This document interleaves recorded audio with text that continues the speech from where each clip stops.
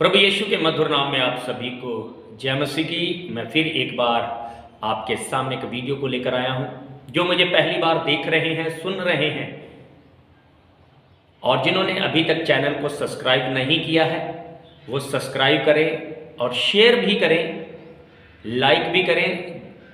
और यदि कोई नए वीडियो को किसी विषय के बारे में जानना चाहता है, वो आप मुझे कमेंट कर सकते हैं।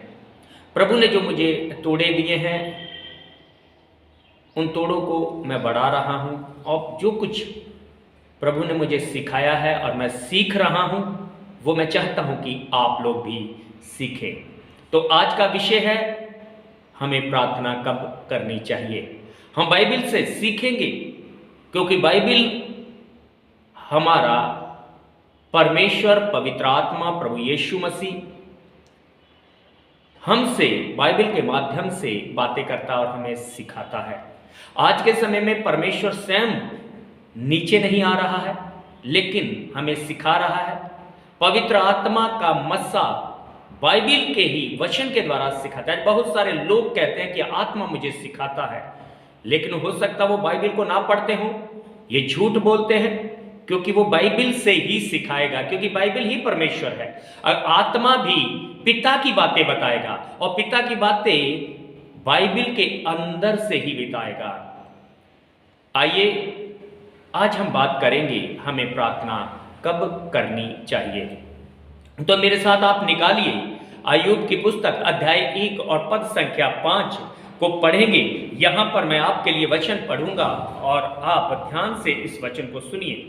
यदि आपके पास बाइबल हो तो आप बाइबल से भी पढ़ सकते हैं, निकाल सकते हैं।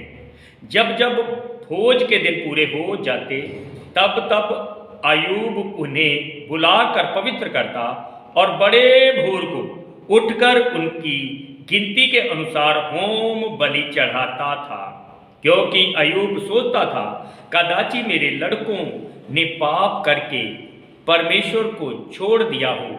इसी रीति से अय्यूब सदैव किया करता था। अय्यूब के अंदर एक आदत थी। उसकी एक आदत यह थी कि वो रीति के अनुसार, यानी कि प्रतिदिन उसकी एक आदत थी, उसकी एक रीत थी। जैसे नहीं कहते बहुत समय से रीत चली आ रही है, उसकी भी एक रीति थी। उसी रीति के अनुसार वचन में लिखा, बड़े भोर को, यानी कि हो सकता 3 बजे, 4 बजे, बड़े भोर को वह बलि को चढ़ाया करता था। क्यों? वो सोचता था कि कदाचि मेरे बेटों या बेटियों ने क्या किया, पाप किया होगा, इसीलिए वो पश्चाताप की बलि चढ़ाता था भोर के समय। बाइबल हमें सिखा रही है कि हमें भोर के समय, 1 दिन नहीं, 2 दिन नहीं, महीना नहीं, साल नहीं, हमारी आदत हो जानी चाहिए कि हमें भोर के समय बैठकर प्रभु की महिमा, प्रभु की आराधना करनी चाहिए। Hallelujah, hallelujah. आइए एक वचन और देखेंगे, भजन संहिता अध्याय 1 और पद संख्या 2। यहां पर लिखा है, परंतु वह तो यहोवा की व्यवस्था से प्रसन्न रहता है और उसकी व्यवस्था पर रात दिन ध्यान करता रहता है। किन लोगों से परमेश्वर प्रसन्न रहता है? जो व्यवस्था पर मनन चिंतन करते रहते हैं, जो बाइबल को पढ़ते रहते हैं, उसमें से रहस्य की बातें, आत्मिक बातों को खोजते रहते हैं, जो दिन रात मनन करता रहता है, ध्यान करता रहता है, पढ़ता रहता है, प्रभु उनसे प्रसन्न होता है। Hallelujah, hallelujah, hallelujah, hallelujah. आइए हम एक वचन और देखते हैं, सह उपदेशक की पुस्तक अध्याय 11 और पद संख्या 6। सह उपदेशक अध्याय 11 और पद संख्या 6। यहां पर लिखा है, भोर को अपना बीज बो और सांझ को भी अपना हाथ ना रोको, क्योंकि तू नहीं जानता कि कौन सा होगा, यह वह या दोनों होंगे, अच्छे निकलेंगे। परमेश्वर का वचन कहता है कि अपने बीज को भोर के समय बोना है। जब हम प्रार्थना करते हैं भोर के समय, अपना बीज हम परमेश्वर को बोते हैं।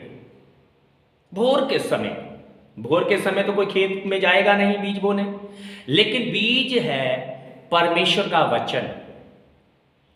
परमेश्वर के वचन को बोने की बात कर रहा, परमेश्वर के वचन से बात करने की बात कर रहा है भोर के समय। भोर के समय, रात और दिन, शाम को भी और भोर को भी अपना बीज बोना है। समुपदेशक कहता है कि रात के समय भी अपने बीज को बोना है, वचन को पढ़ना है, मनन चिंतन करना है, ताकि परमेश्वर हमारे जीवनों में अद्भुत काम करे। आइए एक और वचन को देखते हैं। यशायाह भविष्यवक्ता की पुस्तक को देखेंगे, अध्याय 26 और वाक्य 3 मैं पढ़ूंगा। जिसका मन मुझ में धीरज धरे हुए है, उसकी तू पूर्ण शांति के साथ रक्षा करता है, क्योंकि वह तुझ पर भरोसा रखता है। जिन लोगों का परमेश्वर पर भरोसा है और उसकी शांति के साथ रक्षा करता है, जो परमेश्वर के ऊपर विश्वास करते हैं, धीरज धरे बैठते हैं, इधर उधर नहीं भटकते, ना दाएं ना बाएं, परमेश्वर पर धीरज धरकर प्रार्थना करते रहते हैं। 1 दिन, 2 दिन, 1 महीना, 2 महीने, 1 साल, 2 साल, जो धीरज के साथ परमेश्वर पर धीरज कर बैठा रहता है, प्रार्थना करता रहता है, परमेश्वर का वचन कहता है परमेश्वर उसकी रक्षा करता है। Hallelujah, hallelujah, hallelujah. आइए मार्कुस का सुसमाचार अध्याय 1 और पद संख्या 35। मार्कुस का सुसमाचार अध्याय 1 पद संख्या 35।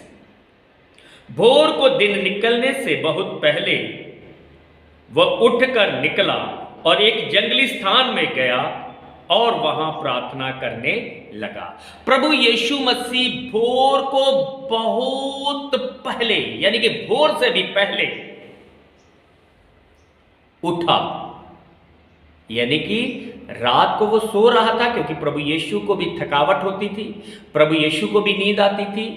वो रात को सोया और सोने के बाद उठा भोर को, और यहां पर लिखा भोर को दिन निकलने से पहले, यानी कि दिन निकलता नहीं था, दिन निकलने से पहले प्रभु यीशु मसीह उठकर एक जंगली स्थान में गया और वहां प्रार्थना करने लगा। हालेलुया।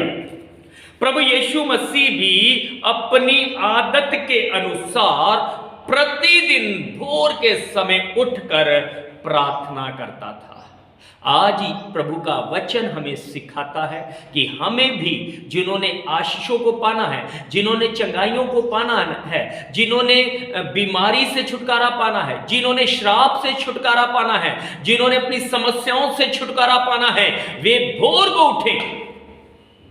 मैं विश्वास दिलाता हूं, यदि आप इसी रीति को करेंगे, क्योंकि यीशु मसीह ने कहा हमें इसी रीति से पूरा का पूरा धर्म विधि पूरी करनी है। अगर आप इस विधि को करना शुरू करेंगे तो सचमुच आप 1-2 महीने के अंदर ही, मैं गारंटी लेता हूं कि 3 महीने के अंदर अंदर आपके लिए जो रास्ते बंद दिखाई दे रहे हैं, वो रास्ते आपके लिए खुल जाएंगे। प्रभु यीशु मसीह की भी एक आदत थी कि वो भोर को उठकर प्रार्थना करता। आइए हम रोमियो अध्याय 12 और वचन 12 भी देखते हैं। यहां पर लिखा है, आशा में आनंदित रहो, क्लेश में स्थिर रहो, प्रार्थना में नित्य लगे रहो। अगर आपके ऊपर क्लेश है, आपके ऊपर बीमारी है, आपके ऊपर समस्या है, आप स्थिर रहें। अगर आप आनंदित हैं, आनंद को महसूस करते समय आप खुशी में हैं, उस खुशी के भी समय आप क्या करें? प्रार्थना में नित्य, नित्य का मतलब होता है हमेशा लगे रहे। और सचमुच प्रभु आपको बहुतायत के साथ आशीष देने जा रहा है। हम अंतिम वचन को देखेंगे, पहला थिस्सलुनीकियों अध्याय 5 और पद संख्या 17 में लिखा है, निरंतर प्रार्थना करते रहो। आप चलते समय, खाना खाते समय, पानी पीते समय, किसी के साथ बात करते समय, कहीं शहर या बाजार में जाते समय आप प्रार्थना करते रहे, प्रभु की प्रशंसा करते रहे, प्रभु की स्तुति करते रहे। सचमुच आज जिन्होंने ये वचन को सुना है, हो सकता है आप लोग इन वचनों का पालन ना करते हों और बहुत समय से आप प्रार्थना कर रहे हो और आप अपने पास्टर प्रचारक से कहते होंगे कि पास्टर जी मैं तो 3 महीने से, मैं 3 साल से प्रार्थना कर रहा हूं, लेकिन कोई लाभ नहीं हो रहा है। मैं आपको विश्वास दिलाता हूं, आज इस रीति को आप शुरू करें और सचमुच ज़्यादा नहीं, 1-2 महीने के अंदर ही आपके लिए रास्ते खुलने शुरू हो जाएंगे। आपकी बीमारी आपके शरीर को छोड़ देगी, आपकी समस्या आपके घर से चली जाएगी, आपके नशे के बंधन टूट जाएंगे, आपके बेरोजगारी के बंधन टूट जाएंगे। वचन में लिखा है, जैसे ही तुम आत्मिकता में बढ़ते हो वैसे ही तुम संसार की संसार के जो संसारिक आशीषें हैं वैसे ही संसारिक आशीषों में भी हम बढ़ते जाएंगे। आइए प्रभु का धन्यवाद करते हैं कि आज के सुंदर वचनों के द्वारा आप सभी को जो लोग देख रहे हैं, आपको प्रभु ने आशीषित किया है। आइए आंखें बंद करें, मैं आपके लिए प्रार्थना करूंगा। सर्वशक्तिमान पिता परमेश्वर, तेरा धन्यवाद, तेरी स्तुति आराधना महिमा करता हूं कि आज फिर एक बार आपने हमें यह मौका दिया और मैं प्रार्थना करता हूं विशेष जो इस वक्त आज इस वचनों को सुन रहे हैं, देख रहे हैं, इन सब के ऊपर आकाश रूपी झरोखे खोल, इनकी दुर्बलताओं को, इनकी बीमारियों को, अंधकार की शक्तियों को, हर गंदी आत्माओं को मैं हुक्म देता हूं, इनके जीवन शरीर को छोड़कर जाए यीशु मसीह के नाम से मैं हुक्म देता हूं। ऐ दुष्ट, ऐ बीमारी की आत्मा, ए लड़ाई झगड़े की आत्मा, इनके जीवनों से बाहर आ जा। जितने लोग इस वक्त मुझे देख रहे हैं, आप विश्वास कीजिए कि आपके जीवन से वो दुष्ट की शक्ति जा रही है। मैं देख रहा हूं कि आपके ऊपर स्वर्गदूतों का बड़ा है जो विश्वास कर रहे हैं कि सचमुच तू परमेश्वर महान है, जो विश्वास कर रहे हैं कि आज से मैं निरंतर भोर के समय प्रार्थना करूंगा, रात के समय प्रार्थना करूंगा। प्रभु अपने दूतों को आदेश दे रहा कि वो दूत आपके साथ रहें और आपकी रक्षा करें। पिता परमेश्वर हमें बुद्धि और ज्ञान का प्रकाश दे ताकि और भी वचनों को लेकर प्रभु यीशु मसीह लोगों तक पहुंच सके। जितने लोगों ने देखा है प्रभु जी, उन्होंने आशीष और बरकत को पाया है। सारी महिमा, सारा आदर मैं आपके नाम को देता हूं। प्रार्थना यीशु मसीह के नाम से करता हूं। बोले आमीन, आमीन। God bless you. प्रभु आपको आशीष